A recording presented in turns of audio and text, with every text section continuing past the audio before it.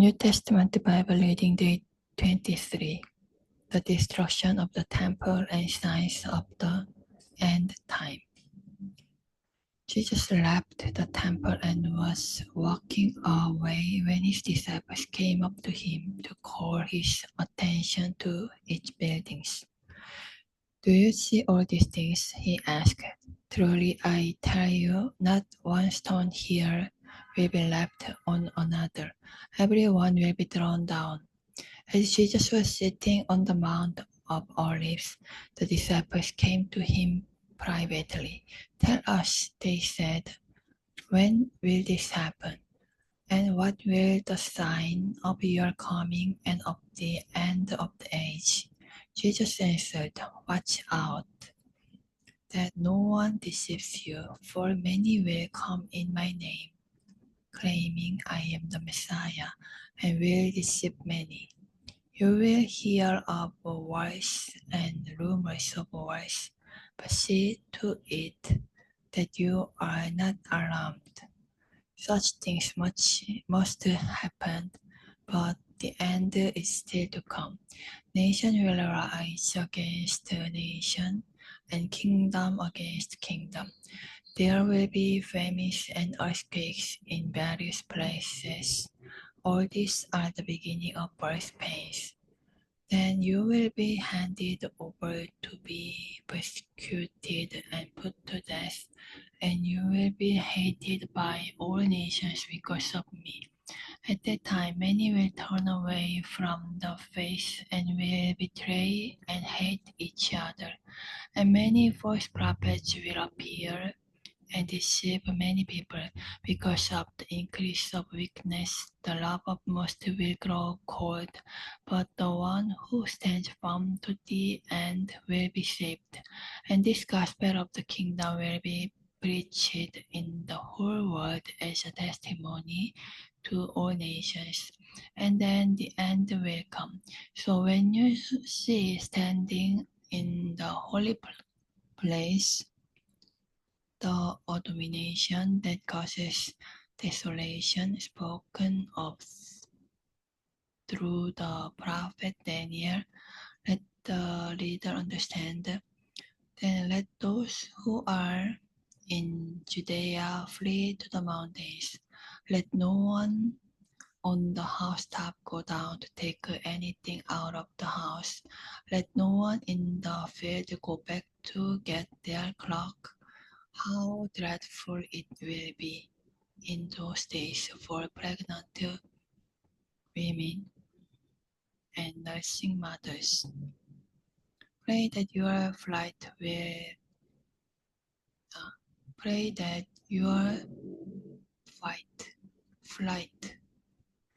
not take place in winter or on the Sabbath, for then there will be great distress unequaled from the beginning of the world until now, and never to be equaled again. If those days had not been cut short, no one would survive, but for the sake of the elect, those days will be shortened. At that time, if anyone says to you, look, here is the Messiah, or there he is, do not believe it. For false messiahs and false prophets will appear and perform great signs and wonders to deceive, if possible, even the elect. See, I have told you ahead of time. So if anyone tells you there he is out in the wilderness, do not go out, or here he is in the inner rooms, do not believe it. For as lightning that comes from the east is visible even in the west, so will be the coming of the Son of Messiah. Whenever there is a carcass, there the vulture will gather. Immediately after the distress of those days, the sun will be darkened, and The moon will not give its light. The stars will fall from the sky, and the heaven's bodies will be shaken. Then will appear the sign of the Son of Man in heaven, and then all the peoples of the earth will mourn when they see the Son of Man coming on the clouds of heaven with power and great glory. And he will send his angels with a loud trumpet call, and they will gather his elect from the four winds, from one end of the heavens to the other. Now learn this lesson from the fig tree.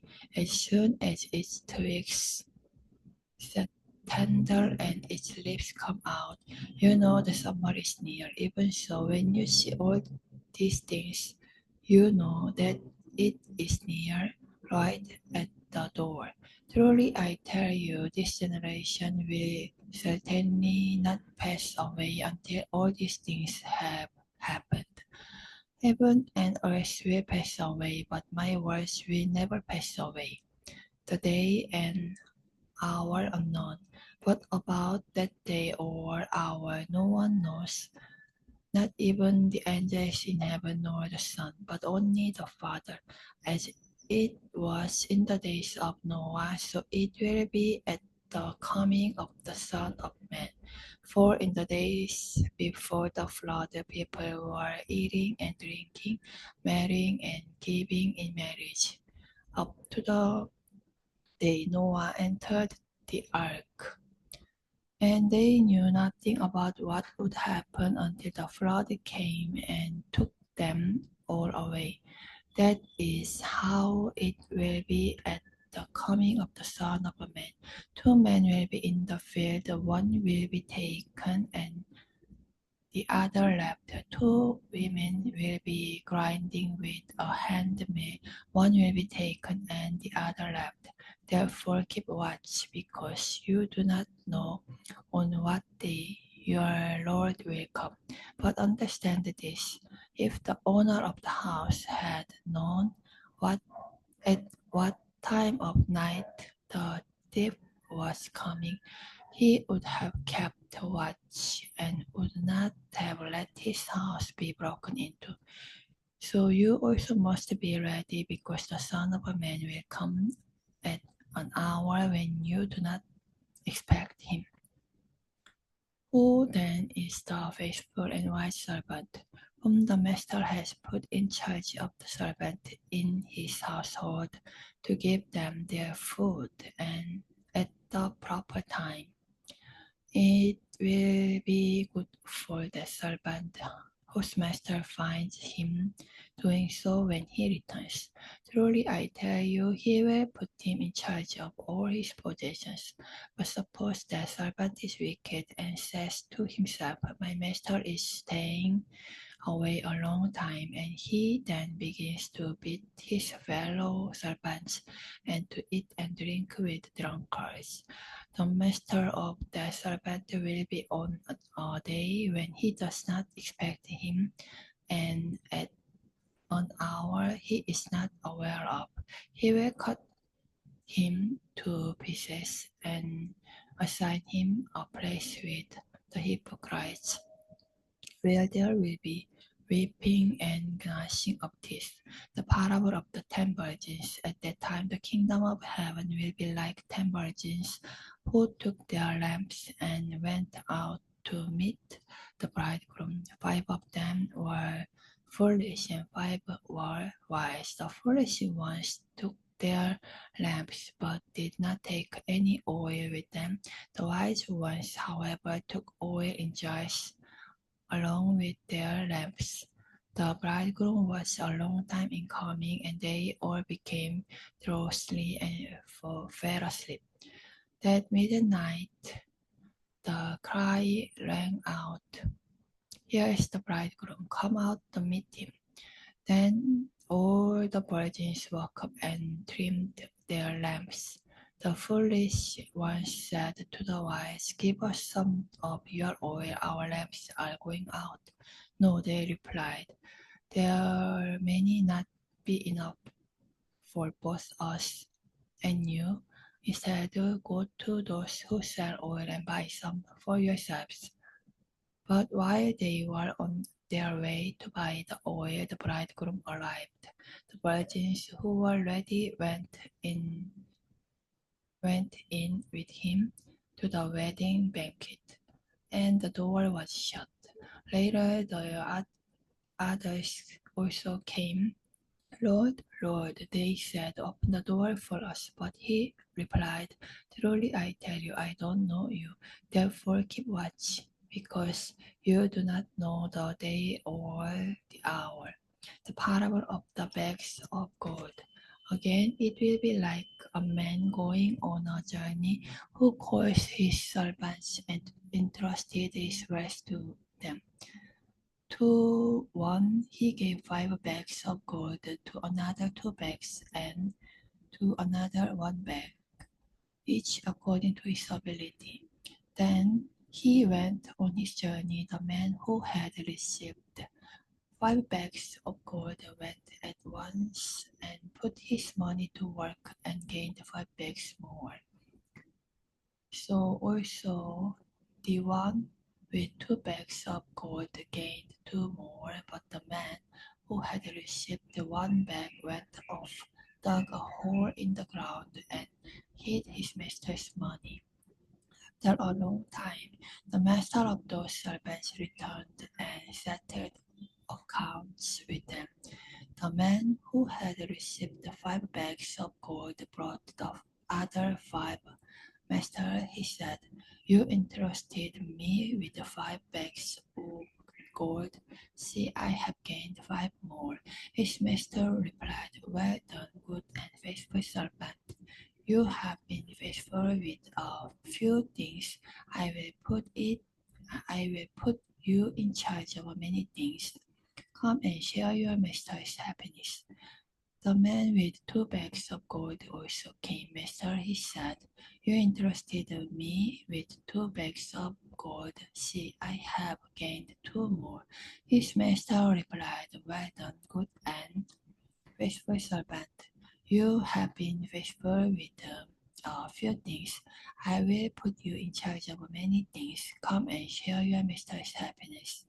And the man who had received 1 bag of gold came. "Master," he said, "I knew that you are a hard man, harvesting where you have not sown and gathering where you have not scattered seed. So I was afraid and went out and hid your gold in the ground. See, here is what belongs to you." His master replied, "You wicked, lazy servant. So you knew that I harvest where I have not sown and gather where I have not scattered seed. Well then, you should have put my money on deposit with the bankers, so that when I returned, I would have received it with the interest. So take the bag of gold from him and give it to the one who has 10 bags, for whoever has will be given more, and they will have an abundance. Whoever does not have, even what they have will be taken from them. And throw that worthless servant outside into the darkness, where there will be weeping and gnashing of teeth. The sheep and the goats. When the Son of Man comes in his glory and all the angels with him, he will sit on his glorious throne. All the nations will be gathered before him, and he will separate the people one from another as a shepherd separates the sheep from the goats. He will put the sheep on his right and the goats on his left. Then the king will say to those on his right, "Come, you who are blessed by my father, take your inheritance, the kingdom prepared for you since the creation of the world. For I was hungry, and you gave me something to eat. I was thirsty, and you gave me something to drink. I was a stranger, and you invited me in. I needed clothes, and you clothed me. I was sick, and you looked after me. I was in prison, and you came to visit me. Then the righteous will answer him, Lord, when did we see you hungry and feed you, or thirsty and give you something to drink? When did we see you a stranger and invite you in, or needing clothes and clothe you? Needing clothes and clothe you. When did we see you sick or in prison and go to visit you? The king will reply, truly I tell you, whatever you did for one of the least of these brothers and sisters of mine, you did for me. Then he will say to those on his left, depart from me, you who are cursed, into the eternal fire prepared for the devil and his angels. For I was hungry, and you gave me nothing to eat. I was thirsty, and you gave me nothing to drink. I was a stranger, and you did not invite me in. And I needed clothes, and you did not clothe me. I was sick and in prison, and you did not look after me. They also will answer, Lord, when did we see you hungry or thirsty or a stranger or needing clothes or sick or in prison and did not help you? He will reply, truly I tell you, whatever you did not do not for one of the least of these, you did not do for me. Then they will go away to eternal punishment, but the righteous to eternal life. The destruction of the temple and signs of the end times. As Jesus was leaving the temple, one of his disciples said to him, Look, teacher, what massive stones, what magnificent buildings. Oh, do you see all these great buildings? Replied Jesus. Not one stone here will be left on another. Everyone will be thrown down. As Jesus was sitting on the Mount of Olives opposite the temple, Peter, James, John, and Andrew asked him privately, Tell us, when will these things happen? And what will be the sign that they are all about to be fulfilled? Jesus said to them, Watch out that no one deceives you. Many will come in my name claiming, I am he, and will deceive many. When you hear of wars and rumors of wars, do not be alarmed. Such things must happen, but the end is still to come. Nation will rise against nation, and kingdom against kingdom. There will be earthquakes in various places and famines. These are the beginning of birth pains. You must be on your guard. You will be handed over to the local councils and flogged in the synagogues. On account of me, you will stand before governors and kings as witness to them. And the gospel must first be preached to all nations. Whenever you are arrested and brought to trials, do not worry beforehand about what to say. Just say whatever is given you at that time, for it is not you speaking, but the Holy Spirit. Brother will betray brother to death, and a father his child. Children will rebel against their parents and have them put to death. Everyone will hate you because of me, but the one who stands firm to the end will be saved. When you see the abomination that causes desolation standing where it does not belong, let the reader understand? Then let those who are in Judea flee to the mountains. Let no one on the housetop go down or enter the house to take everything out. Let no one in the field go back to get their cloak. How dreadful it will be in those days for pregnant women and nursing mothers. Pray that this will not take place in winter, because those will be days of distress unequaled from the beginning, when God created the world until now, and never to be equaled again. If the Lord had not cut short those days, no one would survive. But for the sake of the elect whom he has chosen, he has shortened them. At that time, if anyone says to you, "Look, here is the Messiah," or "Look, there he is," do not believe it.